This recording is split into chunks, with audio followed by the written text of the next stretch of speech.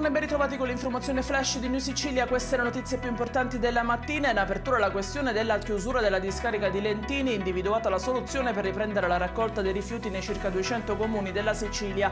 Ad annunciarlo è il presidente della regione siciliana Renato Schifani, che ha firmato nelle scorse ore un'apposita ordinanza. Vasta operazione antidroga questa mattina a Messina che ha coinvolto gran parte della Sicilia, Calabria, località italiane ed estere. I carabinieri hanno arrestato 112 persone disarticolate, più organizzazioni criminali attive nel narcotraffico.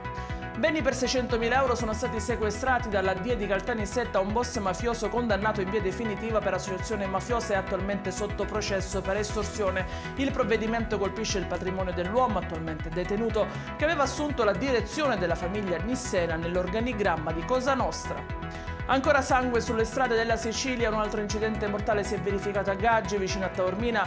Nello scontro tra un'auto e una moto ha perso la vita Rosario Cardillo, 44enne di Mascali, grave anche una donna. C'è un'altra vittima siciliana a causa di un sinistro verificatosi in Lapponia. La vacanza di un architetto di 36 anni di Modica insieme ad altri due amici si è trasformata in tragedia. 3 le vittime di uno scontro tra un furgone e un'auto, e c'è anche il siciliano Giovanni Basile. I dettagli su queste notizie li trovate sul nostro sito www.newsicilia.it e sui nostri canali social. Arrivederci e a più tardi.